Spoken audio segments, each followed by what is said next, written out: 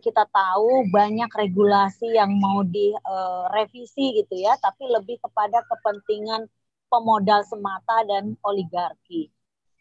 Di 2019 mulai dari RKUHP, Undang-Undang KPK, terus kemudian pertanahan, minerba, ketenaga kerjaan dan semua itu dibuat bagaimana semakin membungkam dan kemudian menghentikan langkah-langkah rakyat. Tapi saat itu dijawab dengan persatuan rakyat gitu ya, dari berbagai macam, mulai dari mahasiswa, terus pelajar, terus perempuan, kaum buruh, bahkan sektor-sektor lain pun ikut bersuara. Nah, tapi ketika suara rakyat semakin menggelembung besar, kita selalu dihadapkan dengan kekuatan aparat. Rakyat dihadapin dengan kelompok yang bersenjata, kelompoknya ya pasti akan kocar-kacir, pasti akan banyak yang terluka, banyak yang korban, bahkan yang ditangkap. Tadi sudah disampaikan masyarakat tidak bisa mendapatkan pendampingan hukum, para pendamping hukum, para pengacara publik atau pendamping hukum juga tidak bisa mengakses, semua ditutup gitu ya. Nah, ini menunjukkan bahwa kekuasaan hari ini memang kekuasaan yang memang bengis kalau saya lihat, kekuasaan yang memang sudah tidak punya rasa kemanusiaan terhadap kepentingan rakyat. Rakyat tidak akan mungkin turun ke jalan, rakyat tidak akan marah kalau pemerintahnya baik-baik saja kan gitu. Tapi pemerintah kita selalu bilang ini baik-baik saja, tapi mereka semakin merangsek, semakin menghilangkan apa yang menjadi hak konstitusi rakyat. Contoh misalkan tentang persoalan bagaimana persoalan perlindungan, bagaimana tentang persoalan kebebasan menyampaikan pendapat di muka umum, tentang persoalan pekerjaan dan penghidupan yang layak, tentang sumber daya alam yang harus dikelola negara. Ini semakin nggak beres gitu ya, kalau semakin nggak karuan gitu. Dibuatnya siapa yang punya kepentingan berkaitan dengan kepentingan modal yang kuat untuk membiayai, maka itu akan menjadi prioritas di negeri kita ini pada saat ini. Nah, kalau kita lihat dari 2019 gitu ya, begitu banyak korban berjatuhan gitu ya, bayangkan rakyat dihadapkan dengan senjata, dengan gas air mata, ya pasti nggak sanggup. Beda kalau istilah, kalau anak STM bilang, anak pelajar bilang gitu, kalau duel satu-satu ya belum tentu kan gitu.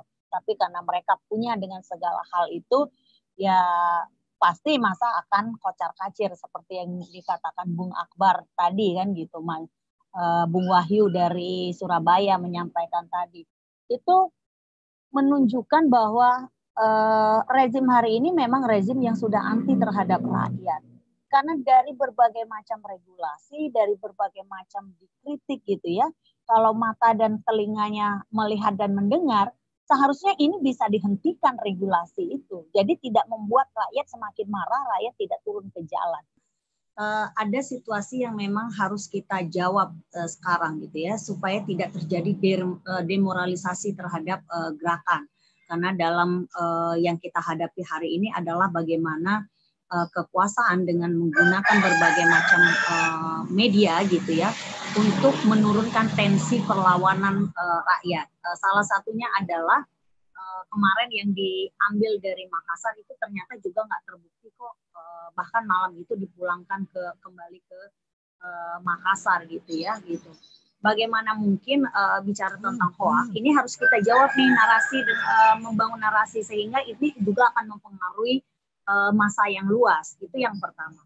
Kedua adalah memang harus kita mengambil satu sikap tentang persoalan di mana kekuasaan hari ini lebih kepada bagaimana kalau masyarakat yang tidak bersepakat harus ada formalitas hukum gitu ya gitu. Padahal struktur hukumnya saja sudah kita tidak percaya, nggak mungkin kita. Nah, kalau konfederasi Kasbi karena kemarin sudah rapat gitu ya, kita memastikan kita tidak akan terlibat dalam jihad dan kita tidak akan melakukan hal itu. Kita akan tetap membangun bagaimana masih melakukan aksi-aksi di berbagai macam daerah dan kemudian juga membangun mengkantar dari berbagai macam narasi.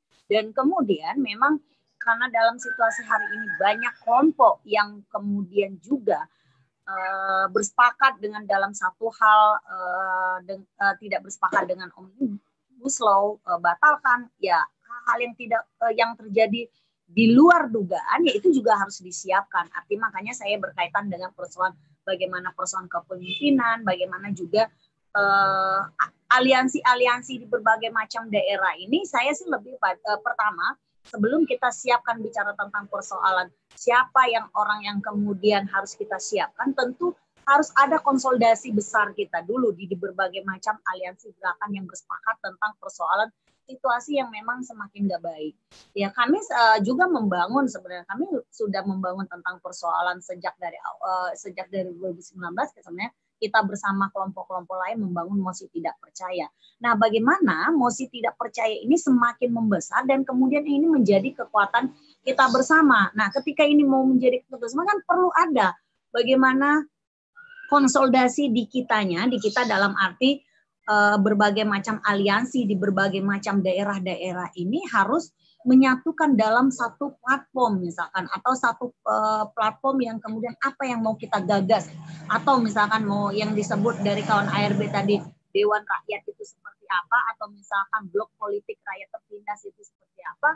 Ya, ini yang harus kita pikirkan bersama. Kalau kami kemarin sudah didiskusi di internal seperti itu. Jadi siapa yang kemudian harus kita selain menyiapkan, ya memang harus ada kerja-kerja yang memang semakin masif, dan kami sudah memastikan kami masih tetap melakukan aksi-aksi mendesak tentang persoalan Perpu gitu ya, karena tidak mungkin kita akan mengikuti jalur yang formalistik yang hari ini sudah secara hukum itu tidak akan membatalkan secara keseluruhan, tapi hanya poin-poin pasal per pasal. Dari apa yang disampaikan semua kawan-kawan tadi, memang itu adalah tidak hanya sekedar kegelisahan, tapi ini sudah keresahan banyak di berbagai macam elemen masyarakat, baik di berbagai macam sektor. Artinya memang harus ada satu bangunan. Makanya saya bilang tadi, apakah kalau berharap dalam kondisi yang baik-baik, kalau masuk dalam persoalan pertarungan politik, tentu pasti kita akan tergerus karena mereka para kapital dan kemudian oligarki kan jauh lebih siap. Ini ada dalam momentum yang memang momentum yang sedang tidak baik ini, yang kemudian bagaimana selain kita mengkonsolidasikan tadi yang kita sebut adalah memang harus ada blok politik rakyat tertindas ini. Kalau memang kemudian tadi sudah mempersiapkan tentang apa yang harus mau kita lakukan yang besar ini untuk membuat kekuasaan yang hari ini harus tunduk atau memang harus mereka dijatuhkan, kan kayak gitu. Itu yang harus kita diskusikan yang panjang, harus butuh diskusi yang mendalam gitu. Itu yang harus kita lakukan. Terus kemudian karena tidak hanya kelompok masyarakat, elemen masyarakat nih, tadi Bung Rido sudah mengingatkan kita, ada kelompok-kelompok kanan yang kemudian mengakui mereka peduli dengan persoalan kita semua hari ini, sejatinya adalah juga nanti akan melahirkan hal yang sama gitu. Ini pengalaman dari reformasi, kemudian fakta sekarang justru kemudian dilahirkan oleh rakyat, menindas dan kemudian menggerus rakyat kan. Itu yang harus menjadi konsen kita. Nah, kalau persoalan perlawanan ya tetap harus dilakukan. Tidak mungkin kita juga pasca dipukul mundur ini kita juga berdiam diri gitu, yang akhirnya membuat massa juga yang selama ini masyarakat yang sudah gerah dalam kondisi seperti ini akan menjadi redam kan gitu. Nah, ini juga harus kita bangun, nggak boleh gitu ya. Kita dalam waktu dekat juga akan melakukan aksi-aksi. Kenapa? Karena kita juga sudah meng-cross-check bagaimana tensi kawan-kawan di berbagai macam daerah, buru-buru justru bersemangat gitu ya. Walaupun kita tahu kalaupun turun ya pasti akan dihadapkan dengan kekuatan aparat, tapi itu menunjukkan bahwa rakyat masih berlawan gitu loh.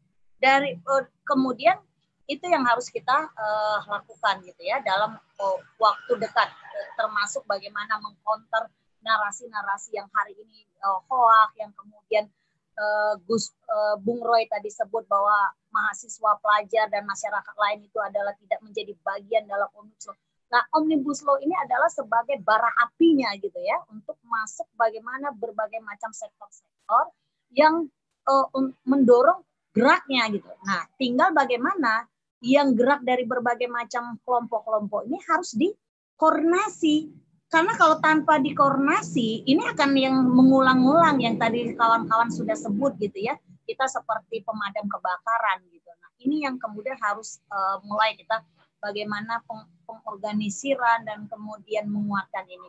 Saya sangat sepakat, misalkan dulu kita menginisiasi kelompok-kelompok, memang menginisiasi itu adalah kaum buruh, tapi banyak sektor-sektor yang kita libatkan.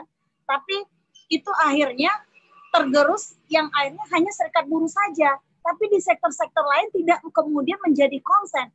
Nah, ini yang menjadi harapan kita adalah ketika kita sudah bangun ini, ya harus benar-benar serius kita untuk menggarap ini gitu. Nah, kalau berharap hanya kepada kekuatan kaum buruh secara keseluruhan, ya kawan-kawan sudah tahu peta politik di kekuatan buruh, ada yang memang masih berharap gitu ya, masih ada yang kemudian masih mudah diberikan ilusi gitu. Nah, kita yang kemudian menjadi kelompok yang memang hari ini sudah dalam satu pandangan, satu sikap, ya ayo kita bersama-sama